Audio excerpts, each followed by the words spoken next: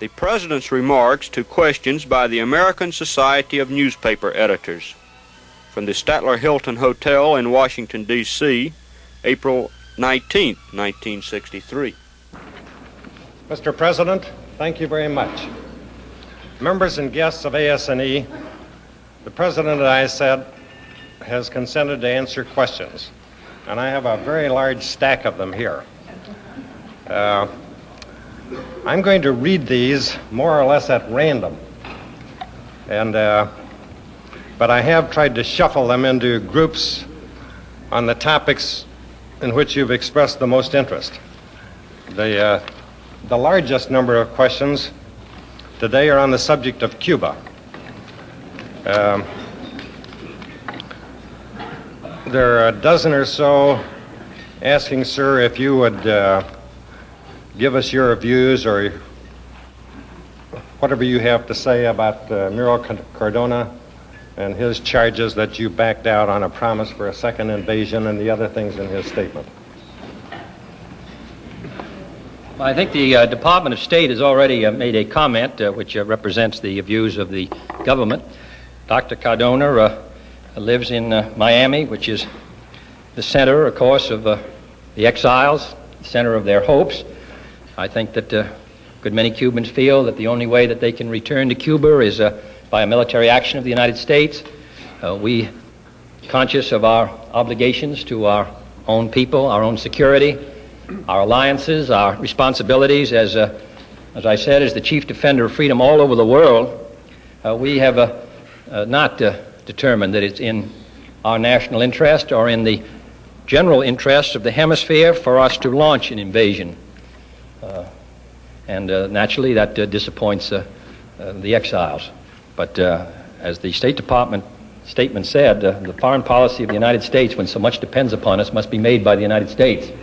And however much we may sympathize with their desire to be free, the United States cannot launch itself into a massive invasion of Cuba without considering the worldwide implications to other free countries and also its effect upon our own position. Now, as to his charges, I don't think it's necessary to go through them. Quite obviously, nobody in the United States government ever informed anyone in the government or outside the government, Dr. Cardona or anyone else, that we were going to launch and committed ourselves to launch a military invasion with 6 divisions. We appreciate very much the fact that a good many Cubans have volunteered for the American Armed Forces. I think that they can be very valuable there. No one knows what the future is going to bring. But I hope that Dr. Cardona and others will realize that this is not a struggle between the United States and the exiles. It's really a struggle against the communist infiltration in this hemisphere. And while we may disagree as to what actions we should take to remove it, and while my obligations are somewhat different from Dr. Cardona's, I would hope that it would be possible for us to work together in the general interest. And that is the object of this government. We want to work with Dr. Cardona and all the other Cubans, but we must maintain the control of our policy here in the United States and here in Washington, and we'll continue to do so.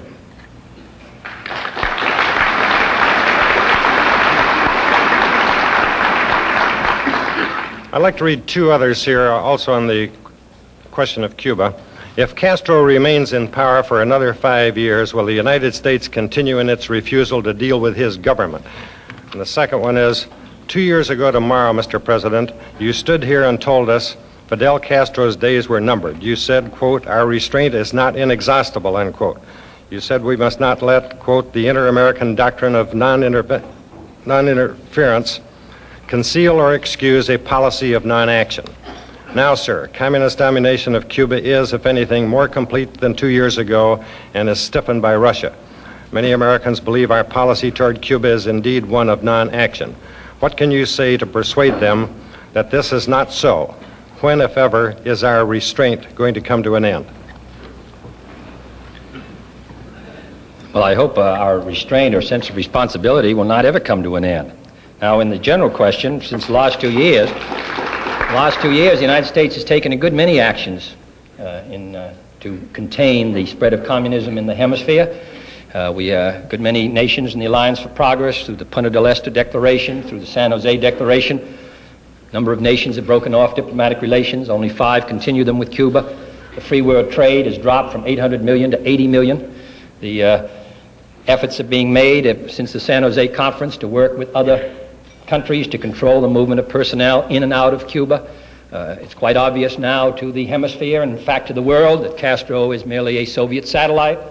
Every survey, every study, every meeting shows a sharp deterioration in the image that he once had as a great nationalist leader, and now he's generally regarded in the hemisphere as having sold out to the communist movement and having now become a spearhead for the Soviet advance. In addition, the United States maintains a constant surveillance. We've indicated that we would not permit any troops from Cuba to move off the island of Cuba in any offensive action against any neighboring country.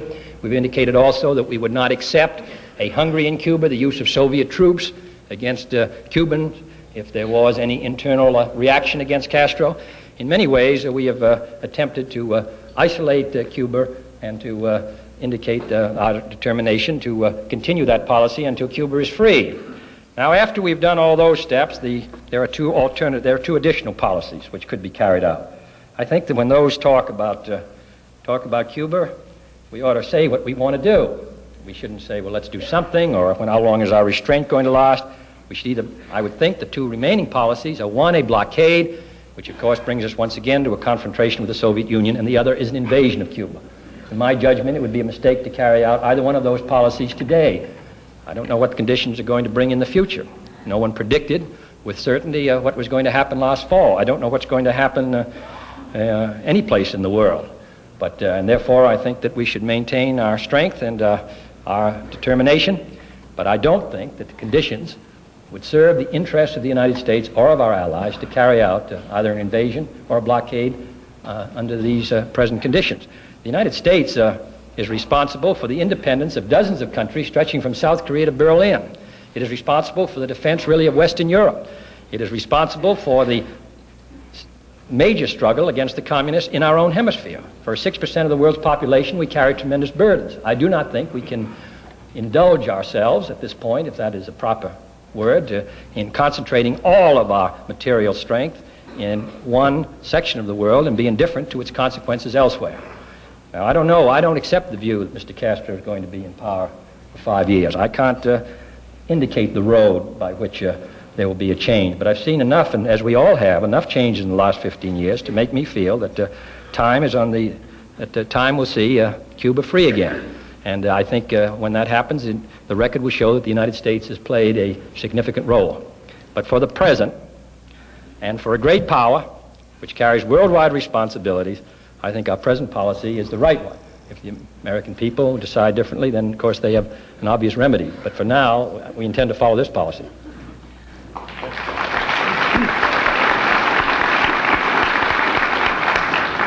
Mr. President, we have several questions here on another very sensitive area, maybe one more sensitive than Cuba. This is Laos. Now, I'll read just one of these. Does the deteriorating situation in Laos raise the possibility of U.S. intervention? And others touch on possible breach of the Geneva Accord, what the administration's view is of this problem. Well, I'd say the situation in Laos is most serious. Savannah Puma, who after all was the neutralist candidate for Prime Minister, who had the support of the Communist bloc, has now called upon the Pathet Lao to cease their offensive actions in the Plain de Jar area, their attack on Kong Lee, who is the neutralist commander. The fact that these attacks continue raises the question of whether the Geneva Accords are about to be destroyed, the accords which guaranteed an independent and neutral Laos. We will, I think, have a chance to see in the next few days whether we're going to have a destruction of that accord, whether the Soviet Union and the other signatories to the Geneva Accord are going to meet their obligations. And I will say that I think it's a matter of the greatest concern to us now.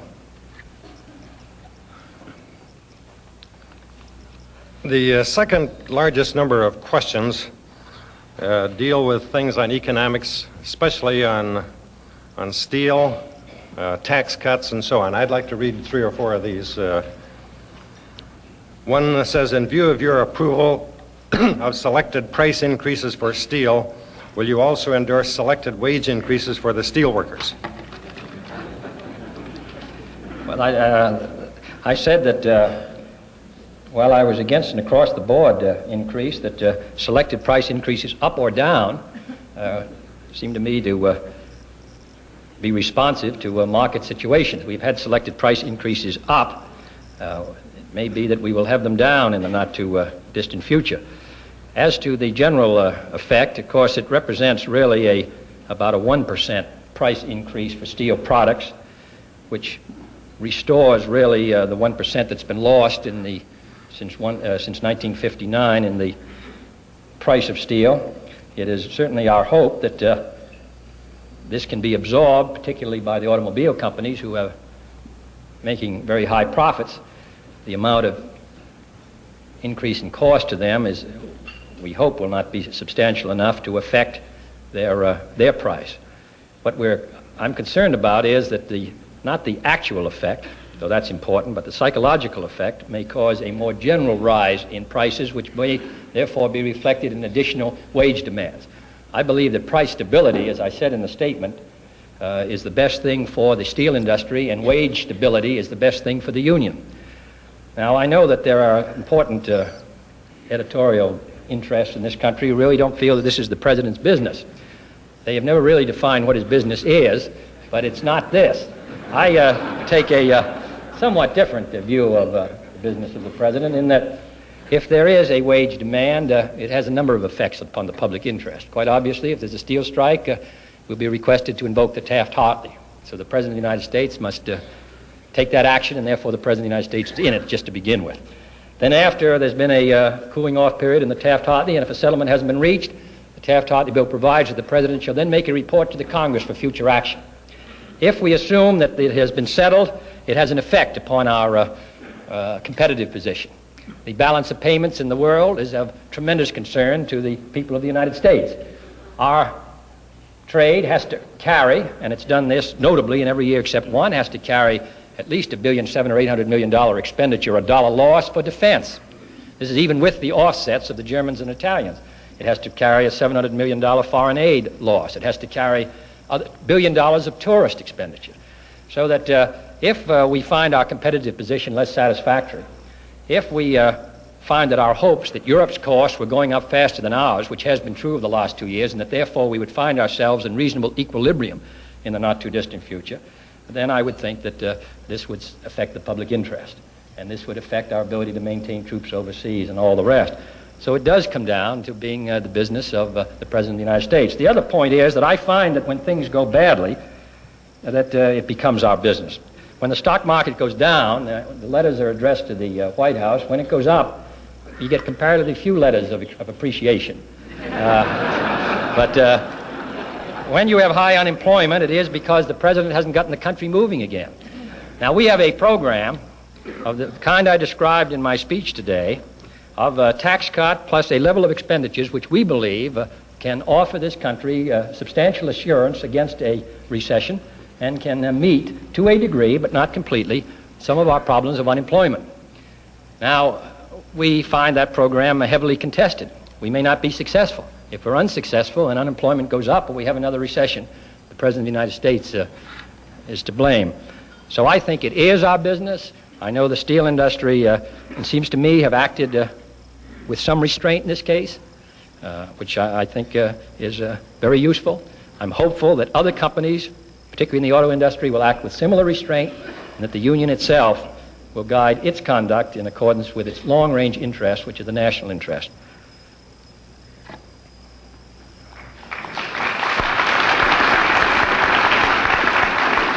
There were several other related questions on this dealing with inflation, but here's one that might be rather interesting.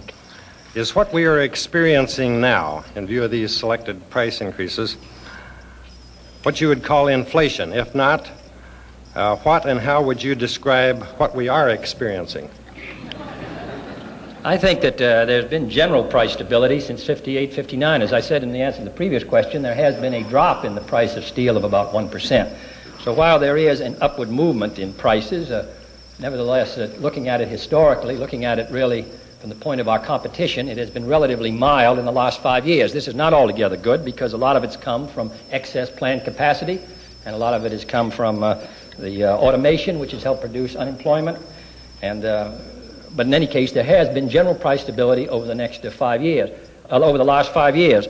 We would hope that that would continue, and I think the prospects, as long as we have as high a rate of unemployment, as long as we have as high a rate of unused plant capacity, it is our judgment that there should not be a strong inflationary pressure, that if there was wage price, it would be artificial, and I doubt if it could survive the market competition. So that our feeling has been that inflation perhaps is not our primary problem, that the primary problem perhaps of the West is deflation, and therefore the combination of expenditures and tax cut are devoted to that situation. Now, if we get, again in this country, strong inflationary pressures, there are obvious monetary restraints that can be placed upon the economy, as well as fiscal restraints, which in some ways might help our balance of payments, and which in any case I think would prevent us from going into an abnormal period. Here's a quick triple header on tax cut. In view of the marked and welcome improvement in our economy's performance recently, do you still regard a substantial tax reduction in calendar 1963 as essential? Will you accept a modified tax reduction bill with minor tax reforms to take effect January 64? Will you accept a ceiling on expenditures at the 63-64 budget level in order to obtain a substantial tax reduction bill?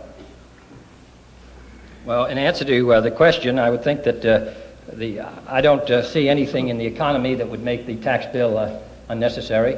We have provided for a gradual tax cut stretching over 3 fiscal years and 18 months calendar years, and I still think that that is desirable. It really wasn't very long ago when everyone was predicting a recession in the fall of 62 or in the winter of 63. Now, we have gone a longer period. We had a recession in 58 and 60. We've been able to move ahead in 1963. Part of that has been due to some of the reasons which I've discussed today. Therefore, I think it would be a mistake not to have the tax cut, and I think it would be a mistake for the economy to have the kind of wholesale cuts which would affect very vital programs and which would also, I believe, have a deflationary effect upon the economy. So I'm strongly for the tax cut, and I think that the condition of the economy, as the tax cut will not be enacted if we are successful until late in the summer or the fall, I think that we're fortunate not to have had a turn down this winter or spring, which would have meant that the program we recommended was inadequate. Now we have a chance of having what I think is an adequate and responsible program tied in with an economy which is in reasonably good health at this time. Now, secondly, as to the kind of tax bill I would accept, the Ways and Means Committee is now working on the matter, and I think it would be much better to see what they bring forth. The program we set up, in our judgment, was the best one. We have to see what the Ways and Means Committee brings out. Now, the last question is a ceiling on expenditures at the 1963-64 budget level. That's 2 budgets. If we're talking about the budget of this year, we have a $4.5 billion increase in the budget of this year over the budget of last year. A good percentage of that is due, as I said, to 2 main items. One was an increase in the interest payments, which, because we refinanced some old debt, which during World War II was at a much lower rate of interest. That provided a $300 million increase. The second item, and the more important one, was the pay increase for the military, which added to about $1.5 billion. They had not received a pay increase since '58. The federal employees had received 2 pay increases, and I don't think we can depend upon them as we do, and we're fortunate to have the kind we do and not pay them decently.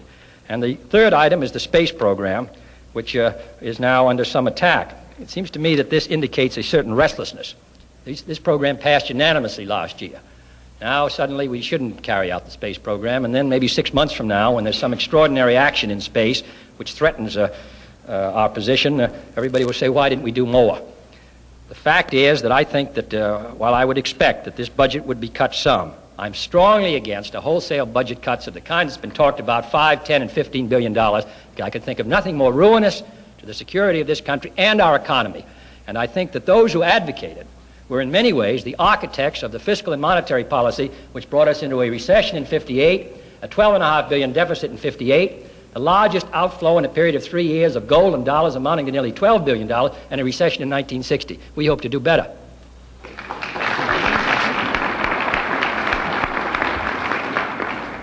Mr. President, will you attempt to cut off federal aid to the state of Mississippi as proposed by your Civil Rights Commission? I don't have the power to cut off the aid in a general way as was proposed by the Civil Rights Commission, and I think it would probably be unwise to give the President of the United States that kind of power, because it could start in one state, and for one reason or another, it might be moved to another state which was not measuring up, as the President would like to see it measure up in one way or another. I don't think that we should expend federal programs in a way which encourages or really permits discrimination. That's very clear. But what was suggested was something else, and that was a general wholesale cutoff of federal expenditures, regardless of the purpose for which they are being spent, as a disciplinary action on the state of Mississippi. I think that that's another question, and I'm not, I couldn't accept that view. Now, on the other hand, I think it is important that the people of Mississippi, who are strongly in favor of states' rights, should realize that the federal government is putting twice as much money into Mississippi as it's taking out in taxes. Mississippi benefits probably more from the federal union, though it may not, Mississippi may not agree with this, more than the federal union, except with the possible exception of New Mexico and Nevada, which have large defense expenditures. Mississippi has been, for one reason or another, there's a good deal of money been spent there. There has been a good deal of benefit.